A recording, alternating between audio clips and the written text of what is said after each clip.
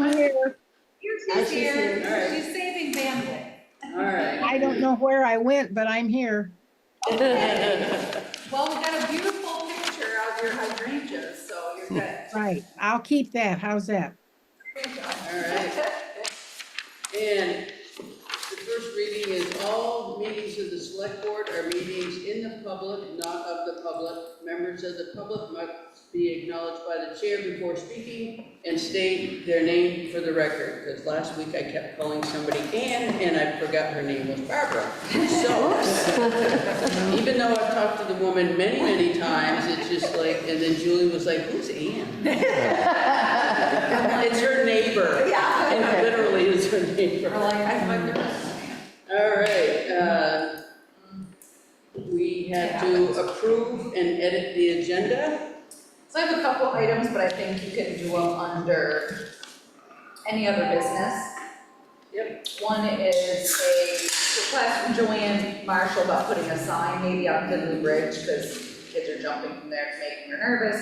Also a request about putting up the pride flag on town hall. When I was getting Gatorade. On town hall? At the town where, yeah. So we'll talk about it under other business, I think, instead of making it a whole agenda item. I was just approached in Central Market today, so I didn't know anything about it until today, because, so we'll just do it under other business. Okay. So, Yeah. motion to approve the agenda as written. Amendments. We have it on ours, but, I did, all right. Is there a second? Second. All those in favor? All right, the appointments, is the Conservation Commission, read the Quimby Town Forest Management and Timber Harvest. So I think I had said in the packet, and I said to Mary, that, I was on my second contract that I signed, so the only one on the select board now that did this originally is Dave Eddy. Everybody else is new. So I included the, harvest thing that, AJ Follinsby had done, which was great, and, the contract and the minutes that the select board had approved from when I signed the contract. So, and the contract, the second contract is still in The force. second contract, Still good, it says AJ Follinsby. a very, very slight change. Yeah, so, and, but anyways, and if we need to amend, we can, but I just wanted to give the board the history so you know Dave is the only one who knows. Or was here for the gory details. So Conservation Commission is here. Pretty good, yeah. Pretty good turn. Great. Do you want us to? Fair on introduce vacation. That's right. everyone of them say who they are? Do you want- That's probably a good idea, because I'm not sure if everybody here knows all of you. I'm Mary Floyd, I'm co-chair. Farron is busy. I'm Lisa Campbell. Chris Forrest. Danny Dover. And this is Ben Roberts, he's Brian Wright, you know me, Denise Gilmet, Dave Eddy, Jordan Garrow. So, Okay. Well, I've read this report probably 3 or 4 times, and when I look, and we had an excellent meeting the other night with Dan Healy, the new forester, and AJ has worked with him and is going to continue to work with him for the timber harvest.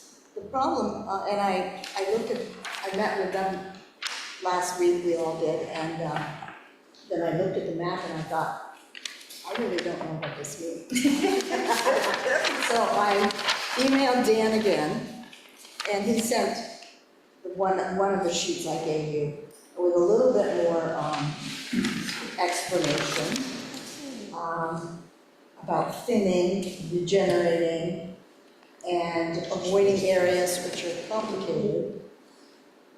And we have to repair the access road and build a landing, so those are probably the main parts of it, but there are lots of details. And so then the teacher in me had to make a key. So I understood that. And so that's what this other sheet is, the one that says Quimby Town Forest. I went through the report again and tried to pick out a few things that seemed relevant to each area. And the reason they're not in order is because I needed to do east to rest for my own sake, so, I don't know if you want to talk about each section. It's a No, beautiful that's what she's spot. talking about. It's a really That's really- interesting, I mean, I remember when we did the initial meeting, he was online, and he, so detailed, it was really interesting. And, my question, because I had to reread the contract, remember what I was doing and what they were doing and who was helping me do what. Did he give you a timeline of when he wants to actually start the process of? Yeah, we've talked about that a few times. Chris, you? Yeah, I think they wanted to start doing field work and marking of units this summer. Yeah, And possibly, I mean, it all depends on weather conditions and a whole bunch of other factors, but maybe try to solicit bids from operators to start as soon as this coming winter. Obviously, this has been on hold for quite a yeah, long time. It's gonna be- It's wet up in here in some places. It is, yeah, so winter conditions are big, freeze up and and that's snow. gonna be a quick turnaround, I mean, if they're obviously said they'll help, they're gonna help me develop a timber subcontract, but they're also gonna help me, because they're gonna have to, and they said they'd help assist the town in selection of a qualified skilled logger. That's all great, but obviously they're gonna have to help, well, it says develop the bid sheet and stuff, so where, the landing is gonna be on, Their preferred area is right past the end of maintenance when you come up Woodland. Yep. And there's the house, I think it's used as a camp there, the old farm. And then the road, there's a short section of the class 4 road that's quite bad. yeah. And would need to be upgraded before you get to the point where the snowmobile trail comes in from the side. Beyond there, it's not certainly a great road, but it has had sporadic maintenance primarily by the snowmobile club. Does A he lot of it. realize we don't plow all the way up there? Yes. In the winter? Yeah, Okay. yeah, and that's another factor, obviously. I mean, we have a deal with Van Olsen's, they call when they're gonna come Right. up, which is only a couple times a year, so we put the grader through there and open it up for them, I guess it's been this long-standing. Is that the White House at the top of the hill? Yeah, yeah. That's the move. But, yeah, we obviously did FEMA work 2, 3, and then you Right. can't do FEMA work on class 4, so. That part of the road's in quite good shape now. Yeah, oh, should be, Beginning we built it twice, we Yeah. built it twice, better be good. Yeah. But I, But we still have the big decision as Conservation Commission and town to decide how we're going to do it. There's 2 ways to do it, all at once or in smaller sections. And I think I speak for the Conservation Commission when I say that we're perhaps more interested in doing it by sections and in smaller way. I think, Protect yes. the vernal pools, the wetlands. There's also a wonderful vista, which I haven't seen yet. Yeah. How it's going to be done. I think that, I mean, it makes sense in a way because we don't want to trash woodland. What does Dan say? Sorry? What does Dan say? Ely. He's sorry for us to make it. he talked about pros and cons of each approach, and one of the issues, as some people here I think are familiar with, is making it viable for the operator, the job viable. But at the same time, he said it may be, if a single bidder is gonna do the whole job, it may take You're more than gonna, a season. you're gonna wait for cold weather, so when you're in the wetlands, you may take 3 years. It could, and, Yeah. and one of the things they did in this It's plan, 171 acres, how long are we gonna be in there to do it all at once? it could be a couple of years, even if conditions are good, I think. Really? How much timber is there? I didn't see a number. I don't know do you have the volume number, Mary? No, I don't think we've Each heard of volume. unit is different, but to address a couple people have brought up concerns about wetlands, which obviously we're very concerned about too. But if you look at this map that I think came in your packet, And Mary brought him a big one. okay, there's several areas listed as no treatment. Primarily that's areas that are especially wet, or that area in green that's kind of below the vista, that is just very steep, so it doesn't make sense to have logging equipment going up and down it. It would be cost effective and create a mess. Yeah, and I spoke with Brian and Mike Olmsted, but, so, and obviously I didn't attend your meeting, but I guess my assumption was you were looking for a smaller logging outfit that was not just gonna come in and if they were looking for someone who would cut, you know, just the trees in the forest. Selectively, thank you, that's the word I was looking for. Dave, we can move your whole table over here. I think each one of these units, they start off by looking at what's there and then what's the best way to improve what's there in the future. And then obviously habitat value too. But I think what we talked about at our meeting is that this really should be a demonstration project about how to do logging right. So, you know, it's not about maximizing the profit. Certainly you want the operator to, you want people to bid on it because it's worthwhile. Right. And there's a fair amount of good timber there based on the report and our walkings of it. But you don't, you know, you want to make an example or show an example of how logging can be done where there's a profit, but it's done right. We're not destroying a piece of town land. Right.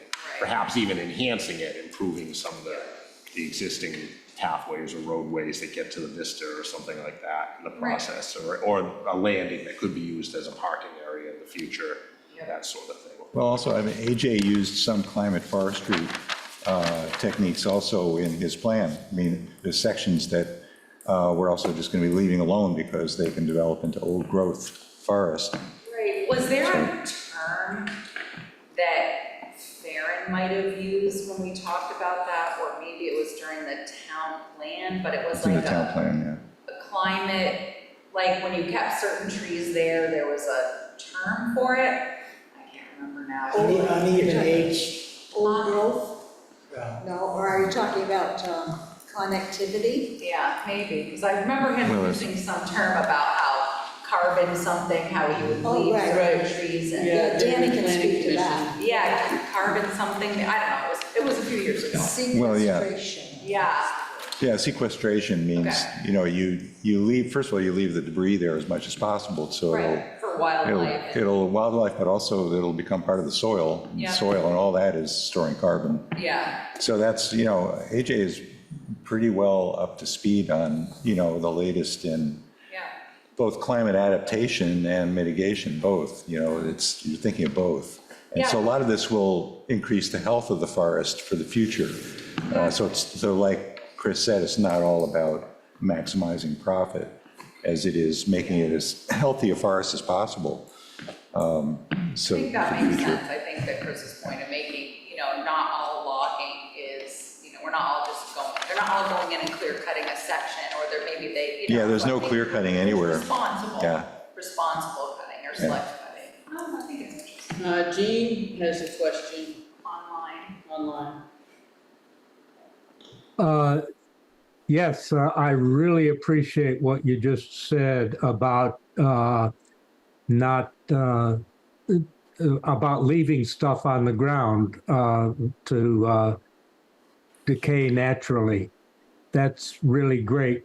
I also want to just ask if some of the economic incentive for some loggers is to take trees out, even if they're not economically viable, but then to chip them or pelletize them for sale and or burning in a plant like McNeil.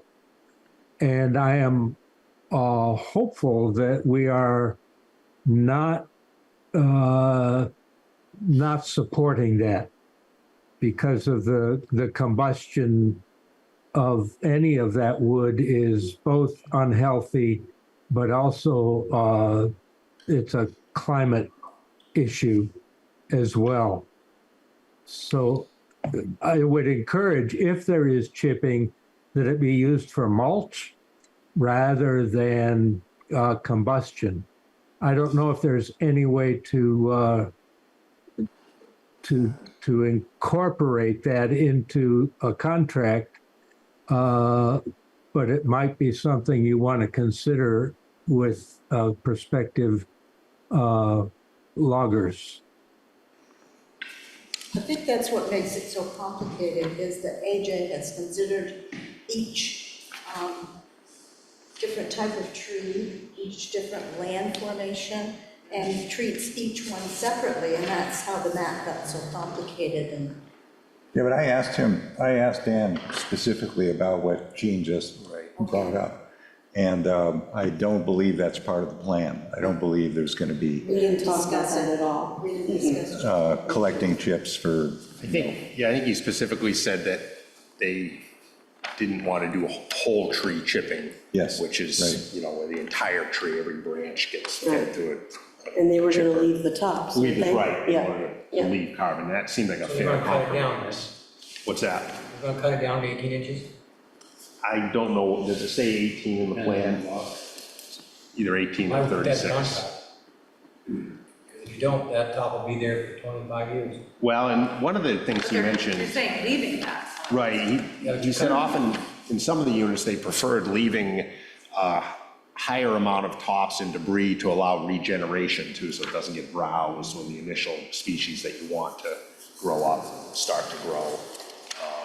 I'm not sure which unit he was talking about in particular. That's something that you guys, whoever helps us with the contract. Yeah. So Mary, is there, since the contract has been signed already, is there something that you're looking for from the select board tonight in particular? Well, I think the landing is definitely something we probably need assistance with. landing in the road. So who owns the landing? I mean, who owns that land right there where the landing is? That's on the far It's side. on It's a part of the town forest. It It'd be is. a part of the logging contract, I think. Yeah, they'll But create that's their a- own logging. They'll that- create their own landing, yes. That will come with a And they'll have to cost. clean it up, and I Yeah. think there was talk about leaving it as parking later for Mhm. biking and hiking and all that. I don't think that would be a problem, and if it's already there, and the Conservation Commission is in favor of having a landing there, that, or, landing and parking, I don't see that as a big deal. The road will be an agreement between the town and the logger. I actually have a form, I've used it before on, to Rochester, Gilead, that was still Gilead, like Upper Gilead, yeah.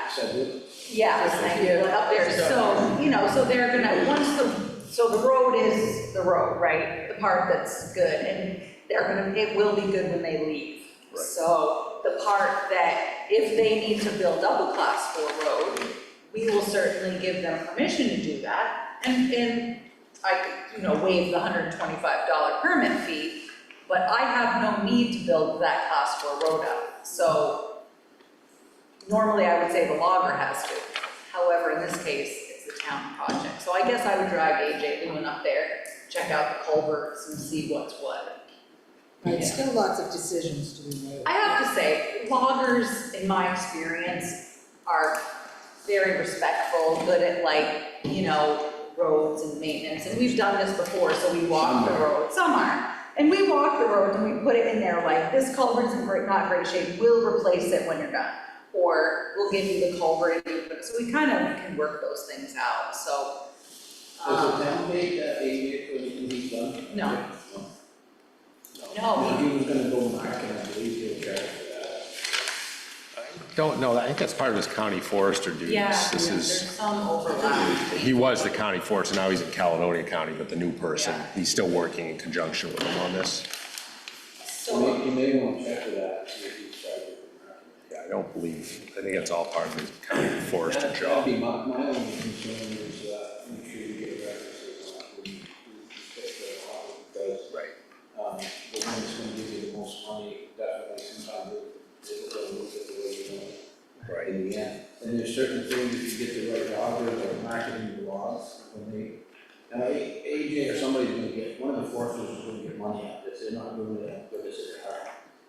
They're probably gonna wanna market the logs for you, and you'll pay so much $1,000 for them to pick where the who trucks it and who markets it, but if you get the right logger, the logger will do that.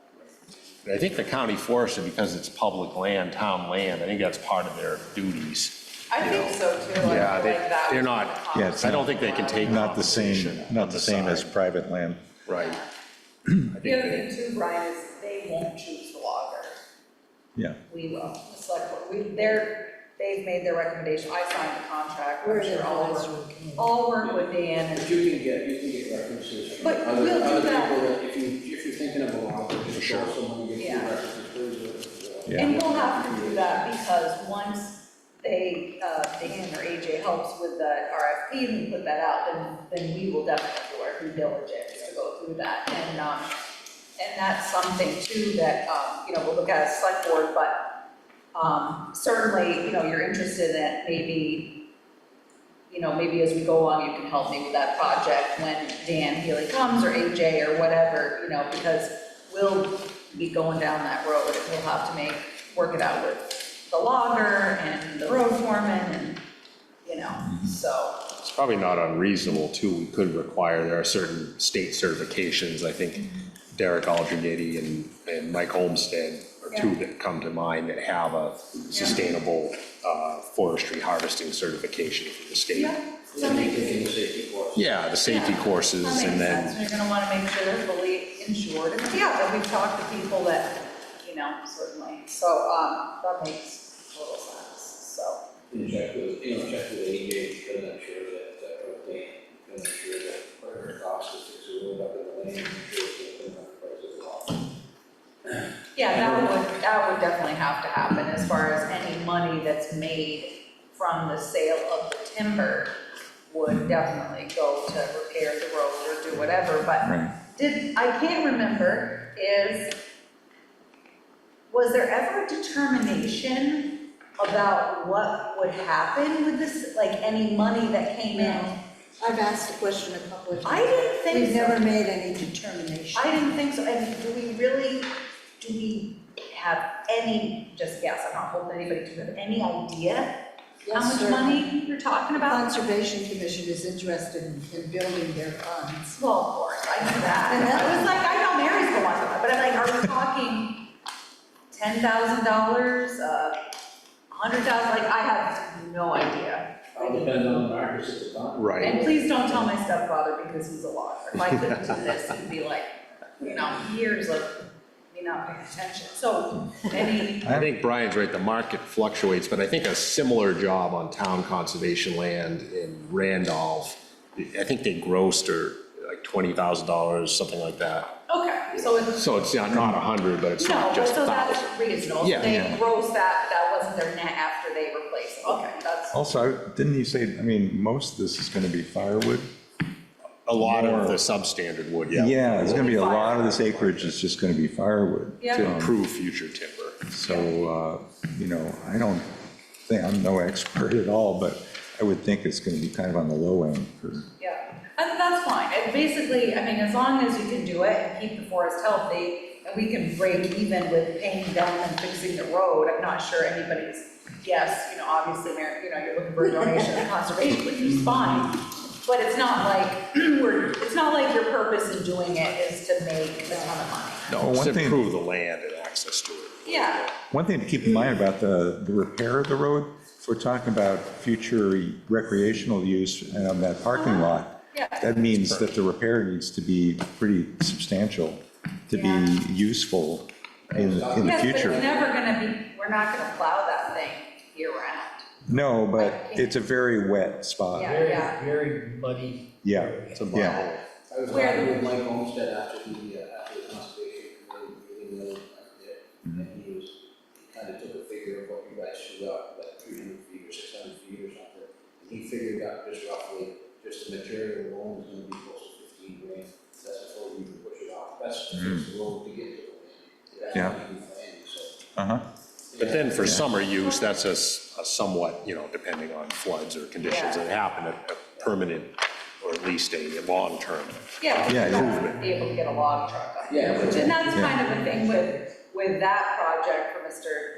Or Dr. Sedgwick, was Bethel didn't need the road fixed, he needed the road fixed, so that was why I was able to make a different deal with him, but in this case, if we need the road fixed, we can see, whoever the logger is, how we can we, work with them, donate culverts, what do we have, so we can see it.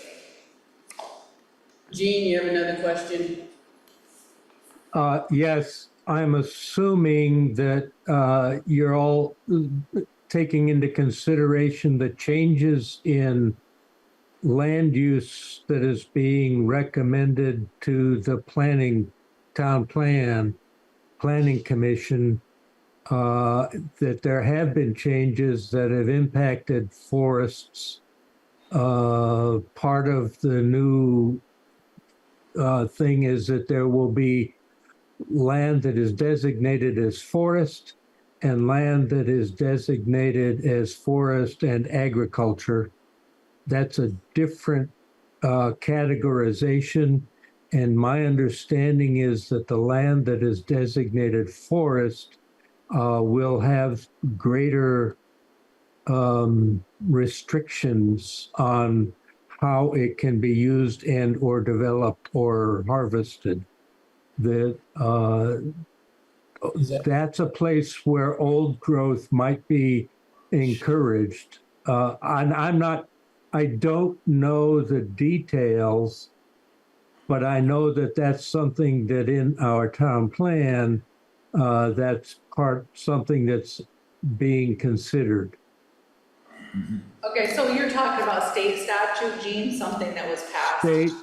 State statute has required this new zone or new land use definitions that do have an impact on how forests specifically are maintained.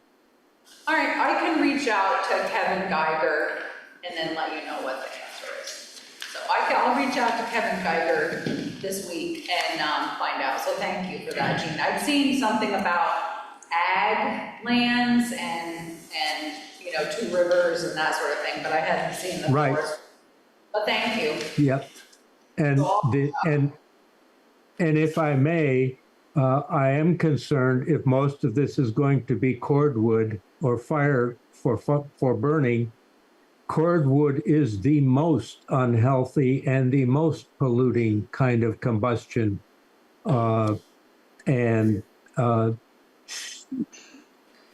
It's not a good thing. There's still a lot of Vermonters that eat with wood, Gene, you know, so we'll see. We don't know for sure yet. We haven't seen, but I understand what your concern is. I know you brought that concern to the Conservation Commission before, so. But I'll reach out to Kevin Geiger to find out the planning, or the planning issue in the state statute. Kind of related to what Gene brought up too, even before the state statute changes were proposed, like when AJ was doing this plan, I think it's roughly 20% of this lot is designated for no treatment, no cut, because of steep slopes, wetlands, potential for old growth, that there's no old growth left here per se, but there is forest that's headed that way. I don't know when it's Where it was indicated there's older. right, stuff that hasn't been harvested in a long Yeah, time. and that's, I believe it's way down here. Right. It hasn't been harvested in 100 years or something. I can ask, I'll clarify that with Yeah. Kevin Geiger about any statutes there. And then, so do you want me now to reach out to Dan Healy I think we. I've never met intend him, I've only met AJ Follensby. Do we intend to meet with Dan again soon, or? I don't think it's specific, we didn't put it on the agenda, I would think, yes, because we talked We about, need to make some decisions. right. Yeah, and you can meet with us. Yeah, I was just gonna say, if you let me know when your next meeting is, I think they plan to come back okay. to the well, forest. Just let me know when you're doing it, and I'll try to, if I can, myself, call me, or send AJ one or something, we'll work it out. Okay. Send Brian. I'll send somebody. So that way at least I can, meet him and know who he is and Yeah, understand where we're at, but it was super interesting, I think, the whole, when he did the freeze, I mean, it was so detailed about, everything that he had there and what he found, and he also he didn't do just Quimby, didn't he do Grand Lair? Yeah, we did all three. Yeah. There's a plan for each town forest. So good. And also, there's I also, just wanted to mention that recreation, there is already a lot of recreation in the forest. The ATV club uses it, Yep, the snowmobile, They do. snowmobilers use it. Yep. There's hunting.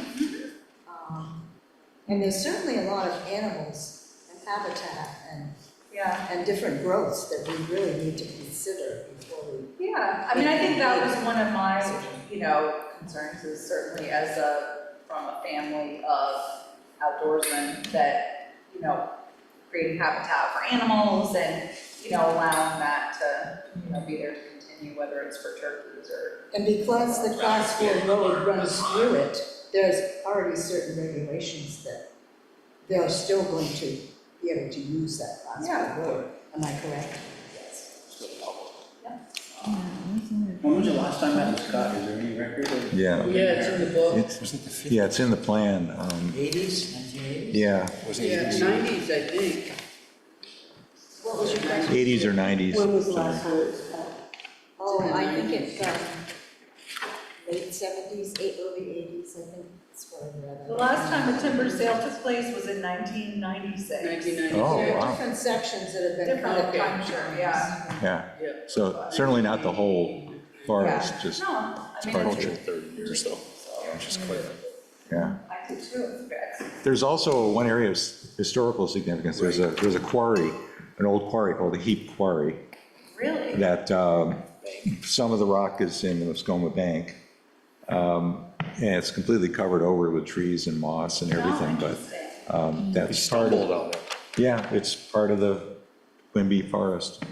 It's Is in it there. actually in the forest? Yeah, oh, yeah, That's right, okay. yeah. Wasn't a huge quarry, but it's obvious. Yep. You can see the drill marks and the granite. and Oh. Kind of a neat little. You have to look for it. Going up I mean, there, it's- wasn't that part of the park challenge that the Bethel for All did? Because It was at the top of Woodland, it wasn't Yeah. actually in Quimby, it was, the Okay. sign was up there, yeah, 'cause sort of I at the went- entrance. Yeah, well, I went all the way up Mm-hmm, to the house or whatever. yep, that's where the sign was, yeah. Yeah. And the Vista's quite popular up there. That's what I heard, is all that you kinds can of- go up there on your ATV or snowmobile. Yeah, or we've hiked up there. You can hike up there, yeah. We have talked about if there were sufficient funds or a future project, maybe making that pathway or road more sustainable for the Yeah, I think motorized that's traffic. what, Tim Mills had mentioned it, because he owned property up Right. there, and also, Alex Reister and some other people had talked about it and stuff, so, It's quite a nice view.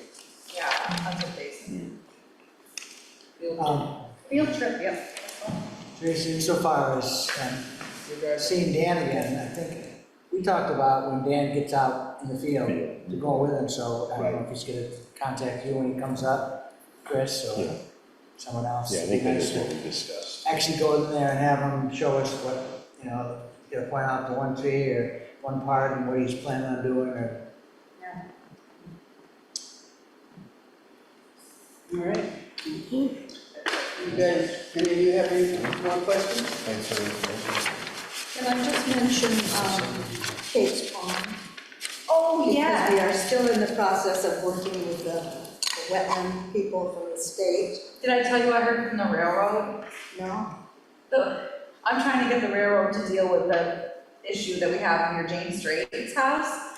And the gentleman goes, yeah, well, we're trying to deal with the beavers. And I'm like, wrong culvert, you're down at Kate's Pond, I'm up the road. And I sent him the picture again, the mileage thing. He said he's trying, I was like, I thought of you. He's The like, beavers are not at Kate's Pond. no, they, No, he they're said, not. I thought they were at No, his they're crossover right there, because he said, we're trying to trap the beavers. And I'm like, so I thought he was at Kate's Pond. Yeah, I think they're down at Carlin's Meadow, am I correct? There's a lot of beavers at Carlos. Yeah, I don't know, because he was, I don't know, he made it sound like he was further down, but, so anyways, but go ahead, how you're Trying We're to moving just in out. the process of The working. river's with, big enough. Rebecca It's a bank Chalmers. lodge. She's waiting for us, particularly me, who has no knowledge of how to fill out forms to restore wetlands. So Greg Russ said he would help. Oh, nice. Oh, good.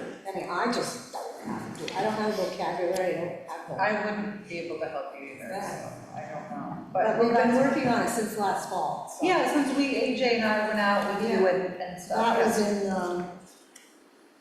That was in the fall. Yeah. And Jaren Board came, and then Rebecca Chalmers came. She's the one who has to okay the claim. Yeah. And so she's waiting for us to Do the application. Yes, it's just too complicated for me to do. Yeah. Well, let me know if there's any, hopefully they wouldn't charge you a fee to submit it, but if there's a fee, certainly let me know. You won't take it out of your conservation fund, I'll find a ways for it. You need all the help you can get. There you go. Well, I'm glad you found someone to help you. No more questions from the board? Can I have the maps back, the big maps? Sure. Thank you so much for We'll take coming. care of my, I'll take care of the dog on Pet Center before I head down. We are very rich in resources. I'm feeling great today. I don't know what's Very rich in knowledge. Okay, you take yours home with you if you want. Oh, well, I already got mine. You got a big one? Well, I have it on the computer. Okay, That's good. all right. Oh, wait, no, actually, no, I don't. Okay. Oh, hold on. We're taking up their time. Thank you. Thanks a lot. Thank you.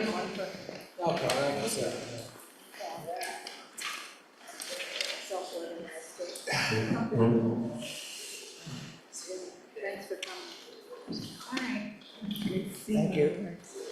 Thank you. All right, is there any public comment tonight? Dave? I'm sure that you guys probably have seen it, but if you haven't, tomorrow night at 6 o'clock downstairs, whatever they're called, the committee, Yeah? is going to have Joe Straight down there and talk about. It's like one of those neighborhood conversation type Is it things. Yeah. there or up here? But that's not, We've is already planned it going downstairs. it instead of at the art center? Nope, downstairs. Downstairs, they changed the location. No, it was going to be up here. Oh, okay. Okay, because they have been doing it at the art center. Yep. But Okay, I always, when all I right. read, when I read. I'm glad you said everything that, else. because I'll be at the other place. She's driving all over town. That's right. I know Uh-huh, the board has been interested. I'm going to try to do that. yeah. Is that how the justice system works, that one? I think Yeah, so. yes, how the justice Yep. system The guy works. that's the attorney here. Yeah, Yeah. Go straight. Yeah, the difference. Strain. Straight. Yeah. Right, I yeah, got that, so. Yeah, that's right. okay, Remember the name I wrote up. all right, that's good to know. I was going to the wrong place. There you go. You won't be the only one. All right, no public comment, so we will move along to setting the 25-26 tax rate to 0.8215 for the municipal tax and 0.0028 for the local agreement rate. So I put the, oh, hang on. I put the math in here. I do this tax rate sheet, I generate this, and then, but I also put in this year the 411, which is what is generated, which is what your grand list is based on, and this is the new grand list. You can see that I did math, that I changed veterans exemption from 15 to 16 because we are expecting one more. So that would change, I put it in there because it would change math on the local agreement rate. So Ben asked, it was Ben, right, asked a good question about the local agreement rate. The local agreement rate is the school tax on top of the veterans exemption. So while the state granted municipalities the right to give up to $40,000 to reduce veterans' value, so they have less tax, they did not waive the fact that you still had to pay school tax. So we still do that. We also have to pay school tax on the Grange, because that's a voted exemption. So the state gets their money no matter what. So that's what the local agreement rate is. They should come up with a better name, but. I also put in here the budget comparison. When I had done it for town meeting, I was using last year's grand list to calculate, and I was at $1.30. So this is still a reduction. You know, you figure that I think that the grand list raised about 73%, and the average, I think, in the house was like 63%, 64% that the value increased. So obviously having the reappraisal, you know, was a good thing. We knew what was going to happen.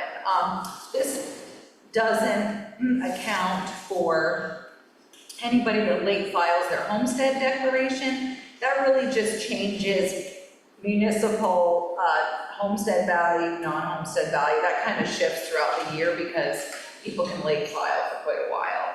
I believe current use is all up to date in here, so it just shows you that, you have 1,119 properties, and that our current grand list is $3,332,468. So that's how you can see by my spreadsheet how I calculate grand list. And of course, you have no say in school tax. So hopefully, so we'll see what the school tax rate is when that comes out. We have no control over that. And I did make a note in your packet that we have to mail tax bills 30 days prior to the due date. So our plan is to stuff them and mail them on the 11th of July. So if any of you are free that day, to come in and, it's over 1,000 envelopes. Oh, it's fun. And Dietrich doesn't work Fridays. Oh, everybody just gathers and stuffs envelopes. So if anybody has time to help, that'd be great, because we no longer have listers. They used to help. And sometimes we get Jean Burnham and, a few other people to come in. Paul Ballard is always good at helping. Denise helped last year. Yeah. Get the mayor to join us. Excuse me? Get the mayor to join us. Get the mayor to join us. That'd be something, wouldn't it? So, Bring us over. yeah, exactly. So I don't know if you have any questions on how. So can I ask, how did all the grievances, are all those all over? No, They're not. still going? We did, they did pre-grievances. They saw 70 some odd people. Oh, And I think only a couple of them actually are going to grievance. So oh, okay. that's done. That's still going on? Yep, but so far, because I'm sorry, you're a justice of the peace, right? You're a JP? Okay, good. I thought so. Is so far, I believe we have one person so far Okay. that's going to grieve to the BCA. Okay, because I was curious, because I Yeah. went to that training and. Yes, no, so you're gonna be using it, because we know you have one person so far that's going to grieve to the BCA. I expect there to be one more, but I don't know, maybe he was satisfied once he went through grievance, I don't know. But I gotta say, we were really concerned that that was gonna be a big number. Right. So, and we're still grievances like people had current use or delayed, Okay. homestead decoration. I think they have one more day this week for like a couple of hours, but I don't believe currently they have any appointments. Okay. So yeah, I gotta say, we were all kind of a little leery, but so far, so you will be using that education. We'll just see how many people file. Okay, Yeah. just curious. Yeah, no, I'm glad you guys went. So anyways, if you have questions about how I did the math, where it comes from. I was curious what you wrote in this may just be clerical error, but you wrote 8215 on the agenda, but you wrote 8222 in the. Oh, and the preliminary tax rate. Oh, so the math, I think it's just probably the way my spreadsheet calculated. So the 0.8215 is probably more accurate. Yeah, I think it just be Excel. Yeah. Just round it up, yeah. All right, anybody have any questions for Therese? I'm just curious why we only got, the brand new price and we're only 92.95. That's I haven't seen this year's number yet. That's last year's Oh, okay. number. After we got, that's after they gave it the allowance to. Yeah, last year, so that's 2024, so I haven't Okay. seen 2025 I yet. was kind of hoping it'd be like 103 or. Yeah, Yeah. I asked Stacy about that, she's our new assessor from Nemrick, and she said, of course, the state's doing something new, because I said, well, last year they put in this whole statewide adjustment, she said they always had, it was just math they did on the second page, and then they moved it to the front and caused a bunch of confusion. So I asked her about this, I said, well, don't we expect this to be over 100? And she meant something about the state, and I don't know. Okay. I'm like, we'll see, so I haven't seen it yet. But I will say too, the local agreement rate could change if the other person doesn't file their veterans exemption. So that's, but at this point I anticipate he will, because. That was an interesting thing this morning, was legislature gave veterans tax exemption. State tax, Excuse me? state tax? Yeah. Oh, I don't know, but they, for property tax, I know, Yeah. but it just came to my mind, they're, some, state. they're doing something good for veterans. Yeah, Nice. yeah, the governor's been wanting to do it for years and Yeah. finally, Finally got it passed. yeah. Excellent, good to know. Perfect. Motion to approve the tax rate? Yes, please. Motion to approve the tax rate at 0.8215.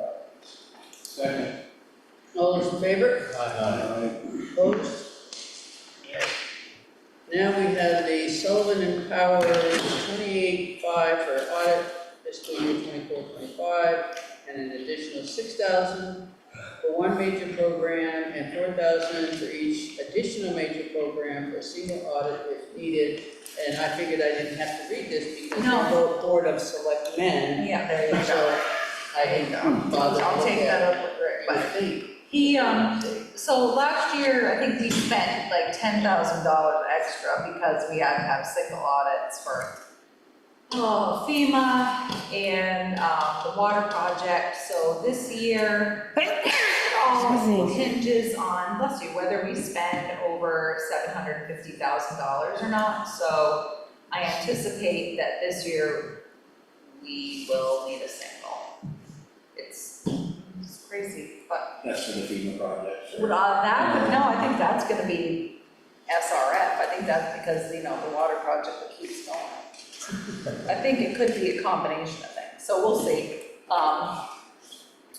I'll know more once the year ends and I.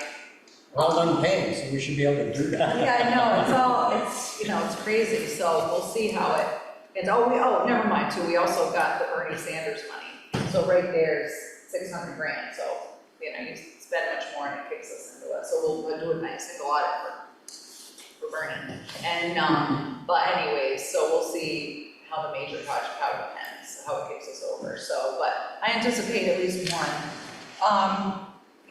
So basically just me giving them more information, and then it's really kind of ridiculous, but that's just my opinion. So anyways, you sign this letter, just confirm your understanding. This is a lot of paperwork to tell you how much it's gonna cost you if it's not a forensic audit, basically.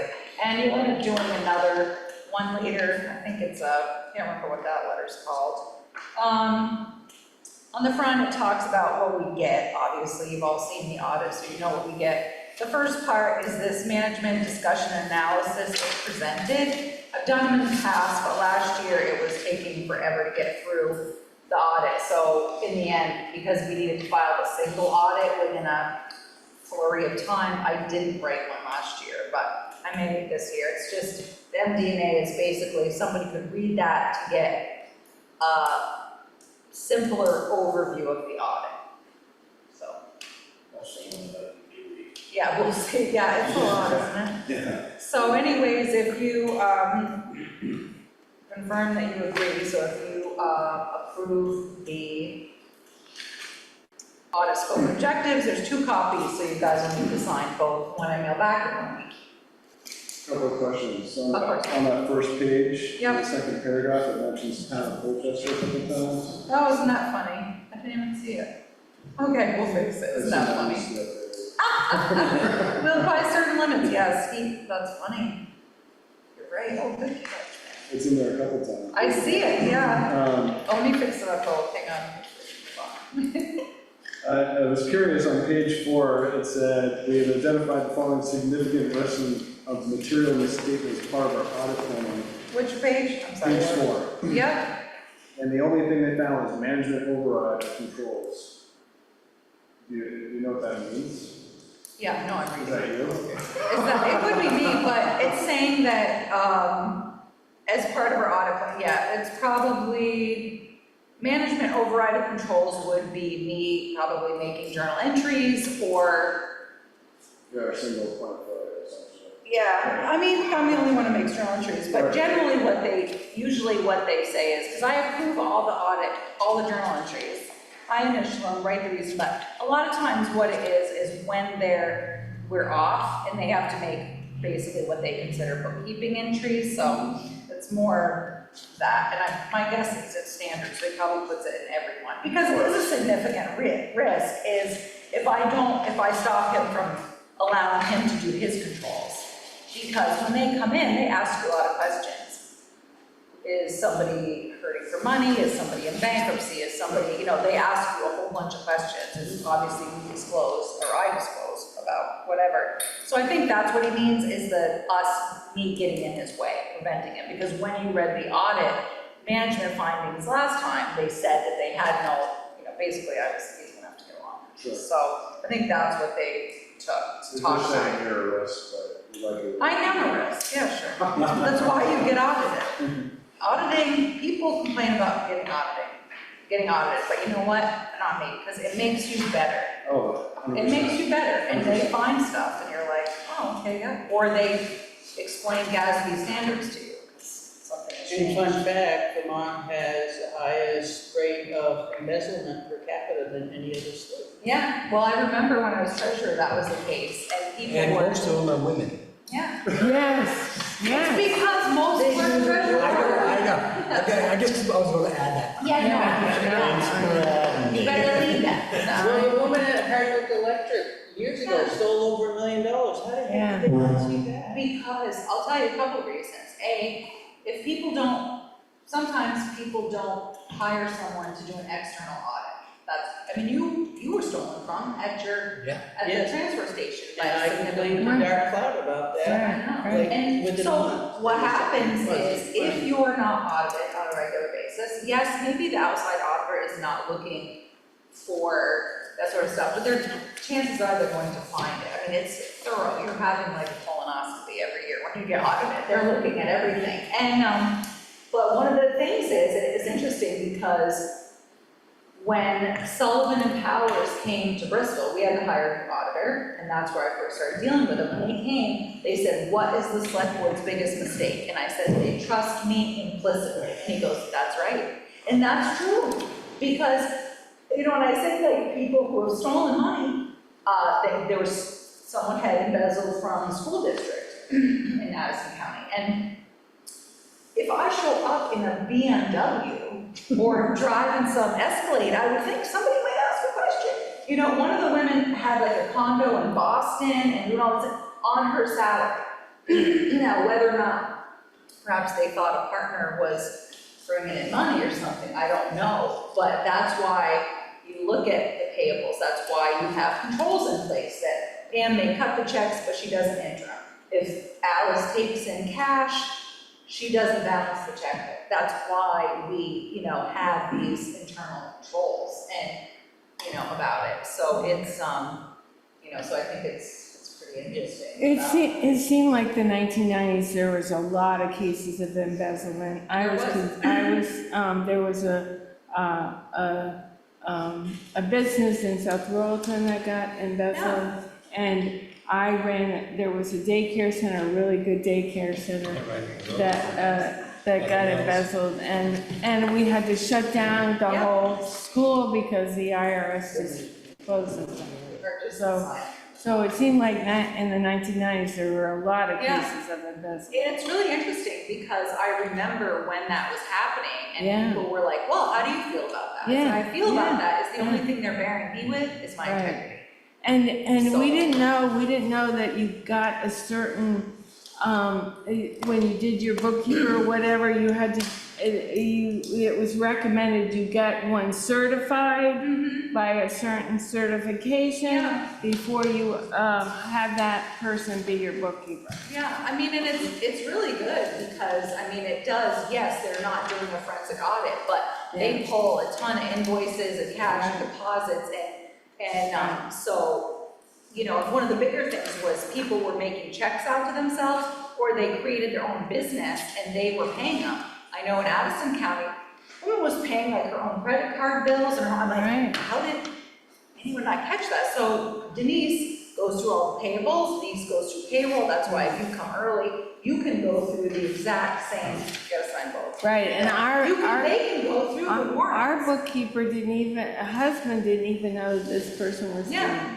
Yeah, so it's, it's a sad day, but it happens, and that's why, you trust Denise to check through the payables, but you can come early and you can go through them, yourself, so. All right, is there any more questions for Yeah, I got Teresa? one more. Do Sure. we negotiate the fees at all, or? No. It is what it is? Is what it is. And you know what? It's actually not a bad price, because not very many people or firms are doing municipal audits anymore. So they were talking about giving somebody up, and I'm like, not us. No, because I think that we're still getting a good deal, because they're used to us, we're a small town. They were thrilled the day we got rid of the landfill. Motion to approve Sullivan Powers. Yeah. Second. Is that Justin from Fish? Second by Dave, all in favor? Thank you. Okay. And now we have the draft of the drug and alcohol policy for the commercial motor vehicles drivers for the town of Bethel. Is there any edits, questions? Things, I think I wrote that in here, everybody says, I think I said this to Ben today, everybody says, oh, every year we need to look at all the policies. Well, you currently got 45, and some of them are pretty old, so. But Alice has been doing a really good job, and Petrie's working on some, but. It's just about similar to Green Mountain Power. Yep, yeah, I mean, it's all pretty much the same, and AJ and I are, going to be taking, did you have to take reasonable suspicion training? No. So we have to take that, so apparently, Well, they bring a trailer, do it right to drive, right? they're drug tests, yeah, but AJ and I have to take reasonable suspicion training, so that if someone came in and we thought that they were drinking, that we have, there's certain things that we have to know, and we have to have a certain certification, so, I just got the training the other day, so AJ and I need to, we'll each do it separately, but it's 30 minutes. So, It's not the science to look for. yeah, I mean, like, you wouldn't know, but the crazy thing is you have to have reasonable suspicion training. Otherwise, you're gonna call someone else and bring them in and, not that you're not gonna know they're hammered, but, just in case you miss the sign. All of the vapors. Yeah, so, yeah, I don't know if anybody has any.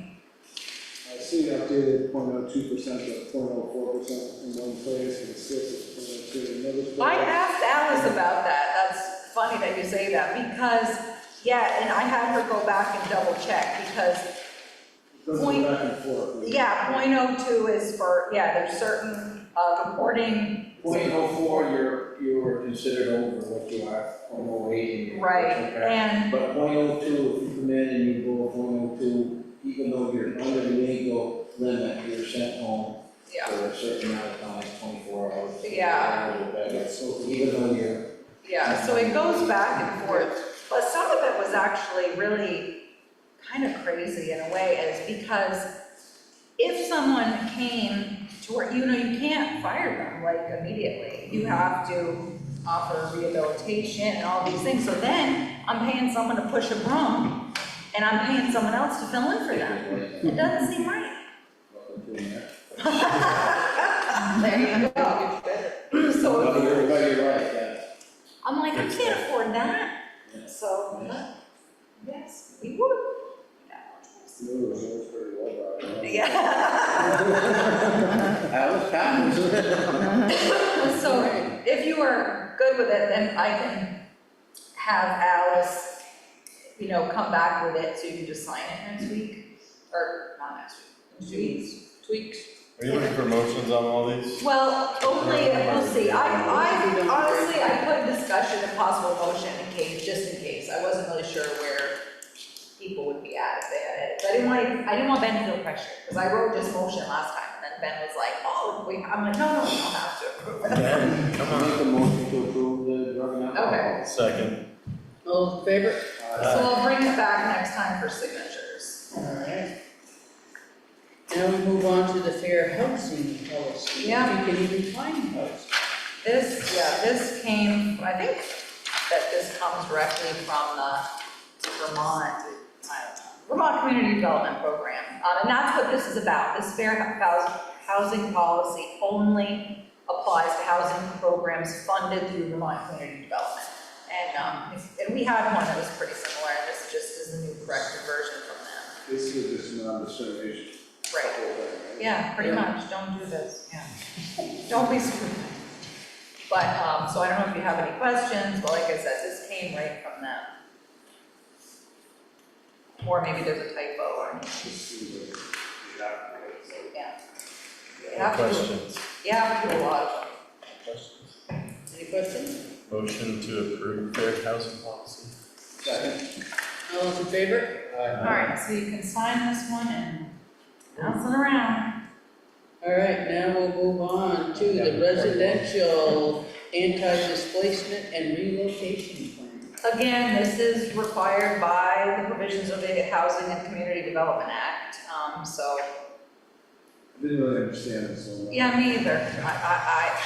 Basic, I'm like, what? I Yeah, wrote WTF in my notes. yeah, good for you, yeah. Basically, I think the point is that if we use Vermont Community Development funding and we are gonna tear down someplace so that we're making residents move, that we have to have a plan, because we're going to displace them, so we have to have a relocation plan, but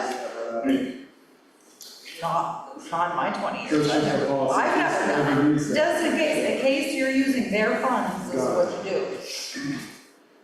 Yeah, and the depot is all under government stuff, so we don't. Oh, that's, yeah, Only if we get those funds to use those funds. Yeah, exactly, for housing, so, alright. This again is there you something. go. Okay, I make a motion to approve the anti-displacement and relocation plan. Second. All in favor? Aye. All right, that one's coming your way too. You wrote Julie off, it's usually you.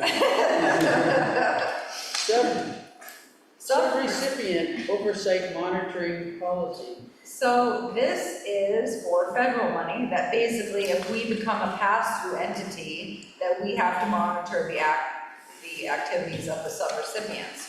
Generally, we are the subrecipients for like FEMA, state gets the money from the feds and they give it to us. But if we get money from a federally funded source and we use it, then we have to go through, follow these hoops to make sure that our subrecipients are, legit. If you skip past the equality. That's right. That's okay. That's okay.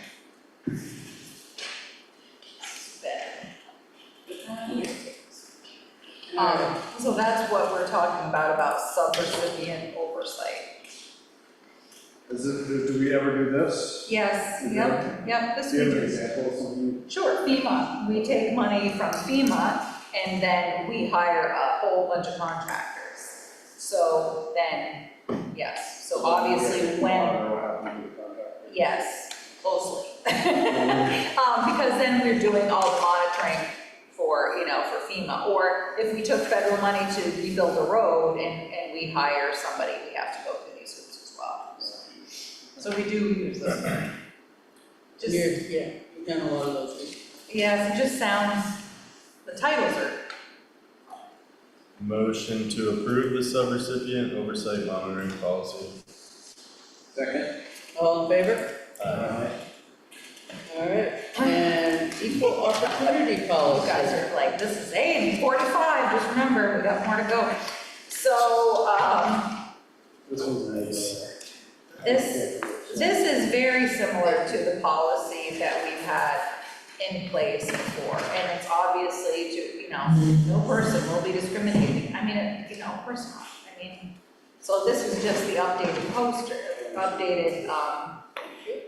this is just the updated policy. So we had one in place, of course. This is just updated with new terminology, etc. Obviously, we're an equal opportunity employer. Any questions on this one? Motion to approve equal opportunity policy. Second. All in favor? Aye. Opposed? Okay, here you All go. right, 36 to go. Wait, who was that, Brian? Let's do them all tonight. Jordan, oh, sorry, thank you. I was like, you're back to my other minutes later, she forgot somebody. all right, I'll do it on the right side. That's okay. All right, now we're up to the town manager's report. Oh yeah, I haven't seen it, but I know Brian keeps an eye on them. There was pictures in your packet from the construction on Canelo Bridge. So they're going right along. Sugar Hill has not started construction, but getting all their submittals in. I did, just to be sure, because they just ordered precast and we're concerned about any waylay in that. I did ask for an extension, which was approved by FEMA to the end of November, just to go with the run. We've done last one. And, so you know that. I see the burgers were there today. Oh, good, that's Yeah, great. moving right along. So the pool opens today, swimming lessons start today. I also, here, want to thank Dietrich, Paul, Gabriel, Richard, everybody who helped get the pool open. It's a fair. Obviously, end of the year, like I said, the audit's coming. Chris Forrest told me that they did some work on the handicap. Yeah, he's there, Hallstrom Excavating is there doing some co-op. They did it today. some work Yeah, on yeah, it. I'm hoping that they're just there for a couple of days Yeah. because, we, Yeah. you know, and I did let Chris Forrest know this morning to remind him that the pool was open, that way, Right. you know, that Hallstrom would have, you know, there's kids running around. So I Right, want them right. to be extra careful, Right, yeah. just for that. So, Sand Hill, okay. So we met on Sand Hill. And it was 2 people from Pike, 2 people from Haney, Jimmy Hebert, Richard, myself. Sandpaper. We're soaking rain, but that's okay. We got to see where the water was going, which was not in some of the drainage. So, Pike is the contractors over that has really stepped up. They are going to go in and ask the AJ be ready by July 14th. AJ is going to, so the town is going to dig from about Mike Davis's around on that side to create a better ditch. They're gonna pop out a couple of aprons that they already did, and they're gonna reform so that they become swales. That will take care of some of the water coming from up above. Then there is a catch basin that is not in the right spot. So Pike suggested that we put a cover over one end and then basically do like an extender underneath, so the water's gonna catch here and go down. They'll put in a hurricane drain, cover over it. A&E has agreed to pay for that. So that gets us to we manage the top portion. There is a section where it's a little flat, where the water isn't doing too much. It's not cheating the way it needs to. We had talked about kind of dealing with the top first and waiting and see. I did ask all of them present if they would sign an extended warranty, because I said, I've spent, you know, the town of Bethel spent almost $800,000 and I get this and you've got your money. So they all agreed verbally to do an extended warranty if we needed to go down that route. There wasn't really any finger pointing, but nobody was really stepping up to say, maybe I did this or that. So Pike also, we looked at a driveway at the end of, because, and they were willing to do that as well. But there's a bigger issue between a couple storm drains. I don't know what the design is. And after a meeting, I sent detailed notes and pictures to everybody and talked to Aldrich and Elliott, because where the 2 storm drains are, remember where we had the sinkhole after the July flood? They moved that one and they put it more into a parking, like at the end of someone's driveway. Yeah. So there's water that's coming from like 71 down, and it's really, somebody's lawn is like a marsh. So I asked Jason from Aldrich and Elliott, I said, what was your design there? Like, what's wrong that this is happening? I don't know if we have to reinstall some curbing or what. Pike made an offer of coming in and repaving from Bicentennial down, milling a little bit and doing like an 1.25 inch overlay. Aldrich and Elliott wants to talk to them to see how that's gonna affect pitch. Their suggestion was that it was split 3 ways between Pike, Aldrich and Elliott, and Hebert. Aldrich and Elliott is balking at that, so we're going to have another meeting to get everybody together one more time to figure it out. We really have to talk about the pitch and who was responsible for controlling the grade. That's a question that I do not have answered yet. So if we need to install curbing or something to get the water to flow from one catch basin to the other, then, you know, if we're repaving, that's not as big of a deal because I don't want to, you know, cut into the pavement. But so when I talked to Aldrich and Elliott, I asked who was going to negotiate this deal because we paid them a lot of money. They're the engineers. They also were paid them to be residential contractor. But because they had some skin in the game, they're thinking that now that they are basically one of the parties, they think it should be me. So I have an appointment tomorrow at 11 with the town attorney to find out what's the deal. I know myself well enough to know that I am madder than a wet hen about this, and I'm mad at one. I'm upset with the engineer. I feel like they should have controlled the grade. Someone should have been there. Why did they let pavement go down? But I'm sure Hebert bears some responsibility here. But when I spoke to Aldrich and Elliott, I said, how am I supposed to decide? How am I supposed to know who's on the hook for 20%? Who's on the, because I know I'm on the hook for no percent. So I want to I sent Aldrich and Elliott's contract to the town attorney, told him not to go crazy, that basically I need to talk me off the ledge, give me some pointers, then I'll deal with it. And, you know, I'm obviously the best situation here is that somehow I can negotiate something with them to do it. So once I talk to the attorney tomorrow, I think my next phone call will be to Jimmy Hebert and to see how deep in his pockets he's willing to go. I do not believe it will be fair for Pike to pay the full amount. It is not, they're not alone in this.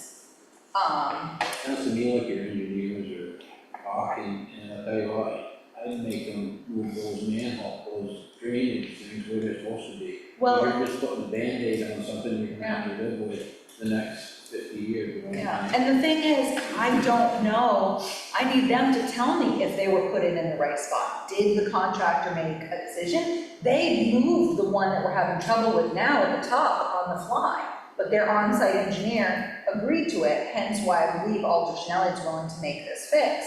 But I don't know, because I was not the resident engineer, who, you know, what the bottom design is. So, so yeah, it's, you know, frustrating. However, I feel like it's worth it to me to pay Dave Root a little bit of money to give me some advice, feedback, and he's already looked at the A&E contract, you know, so we have something, and we have paid Algena a lot of money. We've done 2 massive projects with them. So, and this one, the water project's not over. So I'm not saying they're a sole fault either, but I had really hoped that everybody would just pay me up a third and we'd be done. But I do not, if worst comes to worst, we'll pay to have it done right, and then we're going to court. But that's my worst case scenario. I feel that we should be able to negotiate with these 3 and come out, but. Well, I think that Aldrich and Elliott should be able to provide as-built or as-designed drawings. I have some, but then the pitch wasn't quite right, and then they sent another engineer out to shoot the grades, and, you know. But the location of some of those structures aren't right. Well, I don't know. Maybe think they were right, but because the road wasn't pitched correctly, because the on-site engineer didn't double check it, Hebert didn't do the grade right, I don't know. You know, so until I know for sure what that was supposed to look like, and I had that conversation with Jason and said, what's it supposed to be? And he's like, oh, we didn't know we were supposed to look at the bottom portion of the road.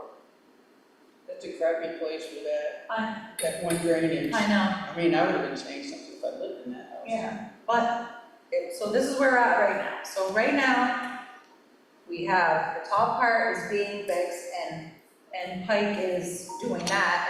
And frankly, I'm not sure they, it was kind of out of goodness of their heart. I don't think that they necessarily had skin in that game, but I'm not gonna, I'm accepting it. And they're also going to give us tailings so that we can do the swale that we're digging with it. So I'm not looking a gift horse in the mouth. And, Well, so, that hurricane thing you're talking about, that's just an offset structure, right? yeah, we Top have them piece.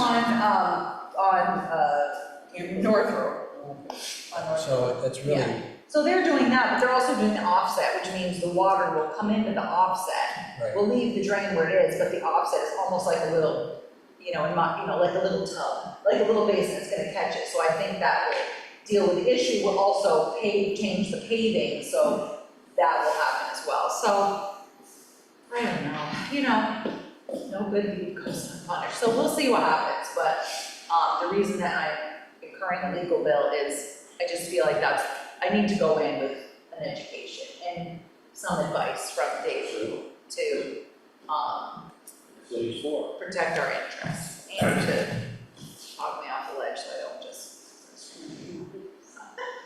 So, anyways, that's where we are with Sand Hill, so I wish it was better. It'll get better. Tomorrow will come to me. It already was. Another day, tomorrow's another I day. know, it scares me. Alright, so we do have some other communications Wait, in the, Oh, yeah, Back to this of one. course. Awarded another grant for gravel roads.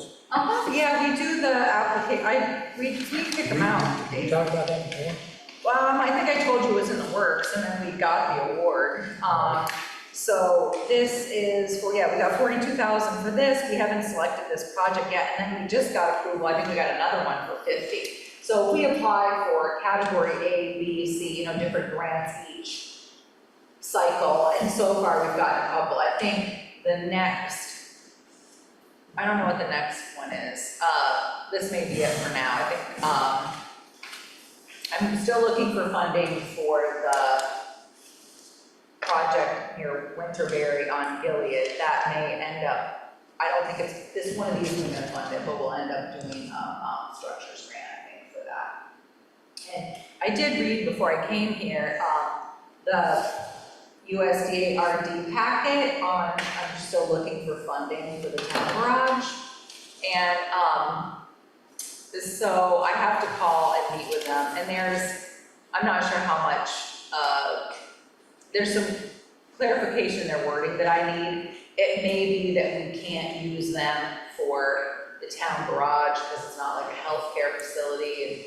And I consider it a public building, but it's truly, but it may be a place that we could purchase the grader from to see if there's any, sometimes there's loan or not, grant money involved. So I'm still trying to figure that out, but I did run the numbers, and if we have about $60,000 coming off the books between the Church Street Bridge and the Town Hall. So if we could get to $70,000 a year loan payment, so which is an up of $10,000 a year, I think we could shoot for a project of about $1 million.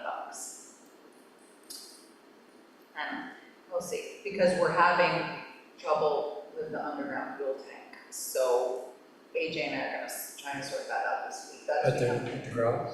Yeah, we're just gonna replace the anodes or cathodes or whatever, and that has turned into a bigger deal. The state, because we were just gonna go in and update our tank and make it all good, they passed a regulation that you need a NACE certified engineer. There's not one in Vermont. There's one in New York and one in Florida.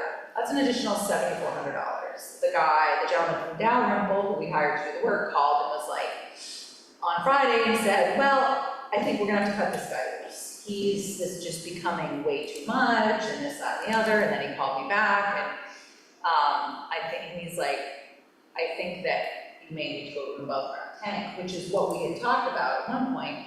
And then he said, or Someone else's suggestion was that we could just make a deal with a local gas company. Like, I said, have you been in Bethel? They like roll up the sidewalks and there's tumbleweeds rolling down the street about 8 PM.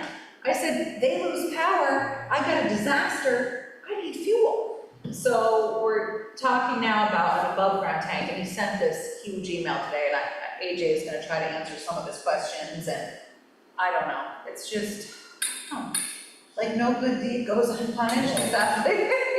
So I don't know, so we're trying to sort that out, but it looks like an above ground tank, 'cause an underground tank, over $100,000. The trouble is, there's too many bad actors out there, why we have all this bullshit. Yeah, oh, there you go. I think an underground tank is gonna be a problem forever.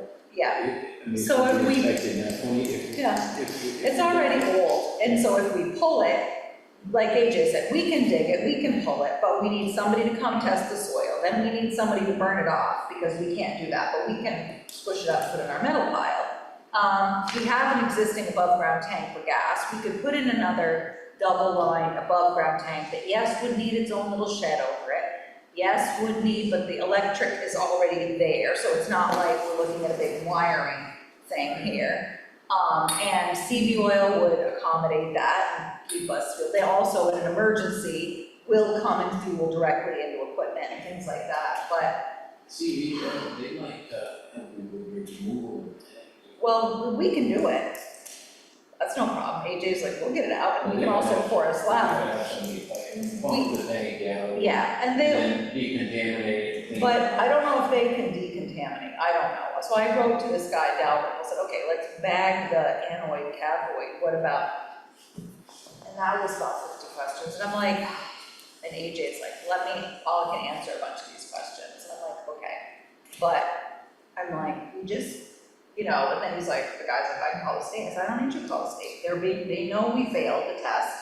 They're being great. We're working on it and hired you. And now I've paid this NACE certified engineer some amount of money. And he is apparently not competent. So I'm like, okay, this is great. It's another state mandated, So anyways, I don't know how it's gonna turn out, but eventually it looks like we'll have an above ground tank. So I don't know. Right now, we're just using the fuel, obviously, that's in there and the diesel tank and going from there. So I know that I talked to Gary Slack. He replaced it once because he had a leak and he just had to daylight some material till the evaporated. I don't know.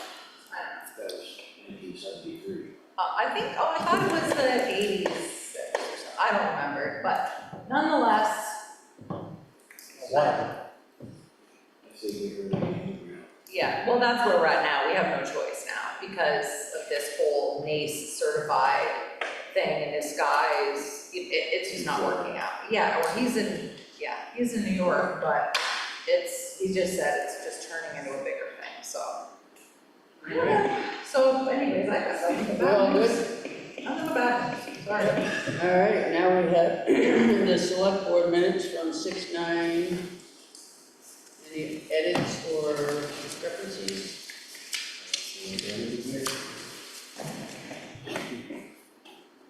Motion to approve? All in favor?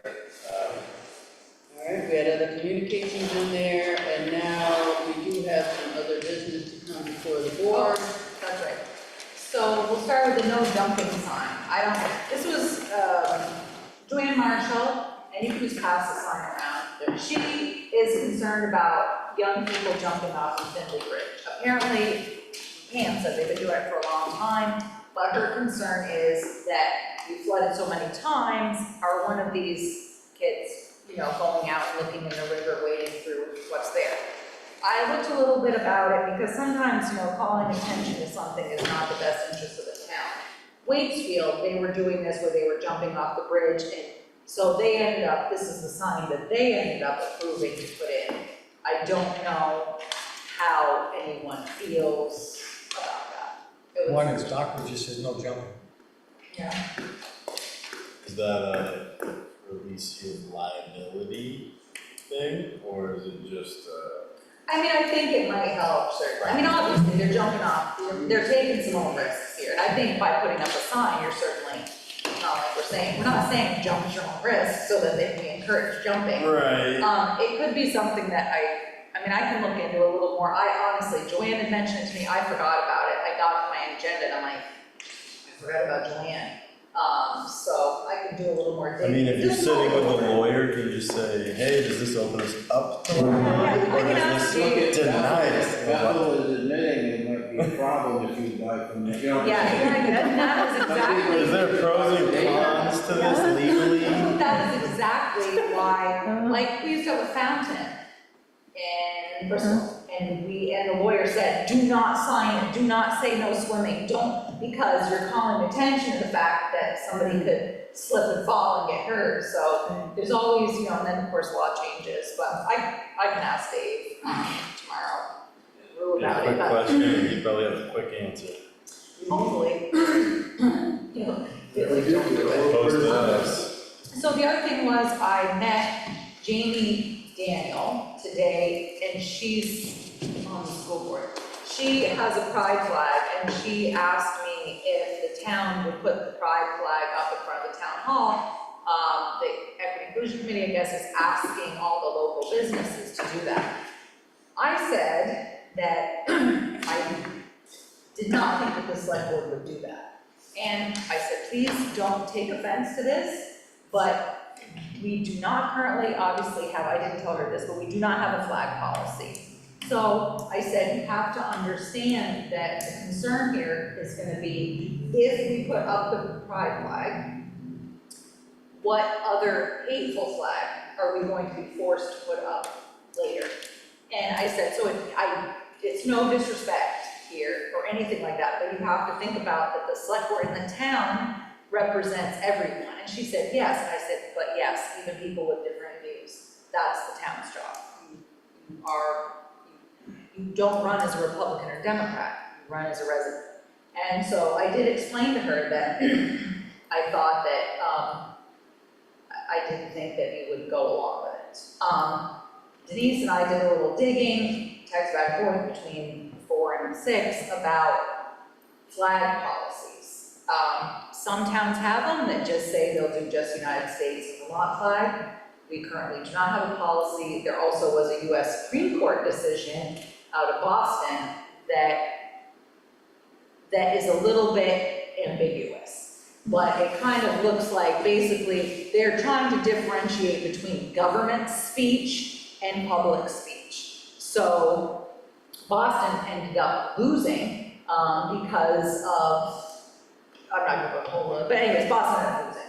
So while Vermont has never had a US Supreme Court case against this, they do think that because the US Supreme Court has set precedents, this will become an issue. So Is she asking for just this week or for? I think she said for the week. Because And- it's Pride Week. Yes. So, and it's not for all summer or whatever, No. because I remember that Yeah. South Royalton had this issue because they wanted the flag for all summer. Right, We went exactly. through this 8 months ago, talking about it, but it wasn't specifically for Right. us, we had the conversation. Right, and the school I know has one, you know, there's a couple takes. Some, I did read about other towns that have, some have some that allow them under commemorative flags, and it's just a tough, because the bottom line is, it's criteria.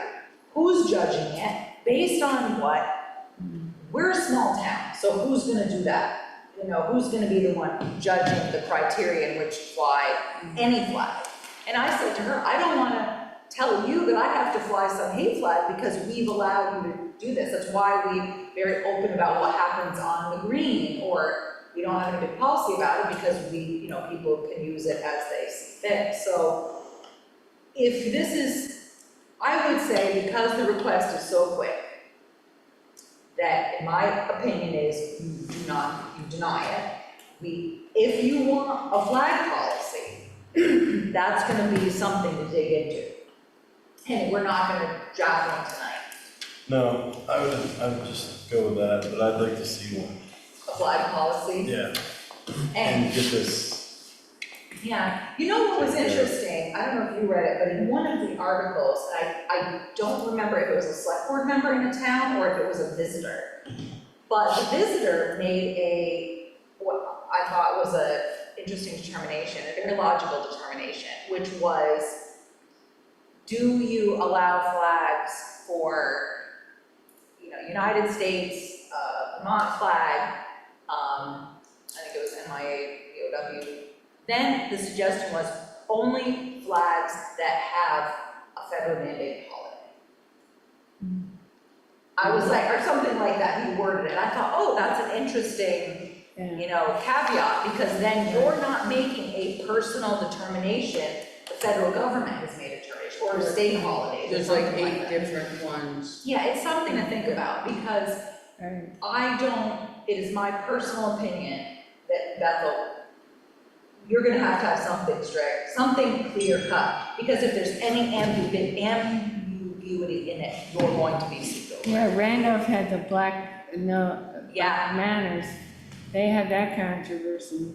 Yes. Black. Black Lives Matter. Yeah, and then they, some people have taken them down, and then it just becomes a big deal. So I'm certainly happy to work on a flag policy, but it's, but I told her, I said, please don't take this as disrespectful. This is I would be on board for a minimal, like, the 2. Yeah. And just get Simpler away than- from all the, Don't have, you can do this. it's not against anybody, it's just against the bickering of, well, why am I not as important? Yeah. And then you have to be ambiguous to each individual and say, well, we don't want to do yours, but we do want to do That's yours. what happened in Boston. And then just, Yeah. And then, everyone's free to do it down the street. I Yeah. mean, no one's walking down going, take it down. Yeah. So and as a town, enjoy it. as a town, we represent everyone. Right. And we do have our declaration of inclusion that we did. Excuse me? We're not setting social policy. That's right, that's a really good point, Ben's like, we're not setting social policy, Right. and he's right, so it becomes tough, I realize it's dark in here, so. Right, and I remember when the guy had Trump flag, Yes, and the select board had, because people wanted. I couldn't do Trump. anything about it, yeah, I Right, called the the Trump gentleman, the flags. owner of the property, but Right. said, this is not Right, I'm not talking about freedom of speech. My Right. concern was yeah, traffic, that someone's gonna get in a car accident, and what Right. he did with that was his own whatever, but. but that was another flag issue. Yeah, it was, and it was, so you're right, it was another flag issue, and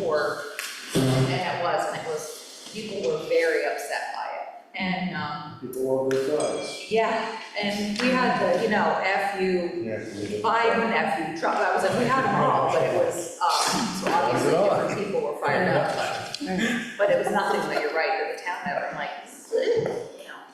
not us.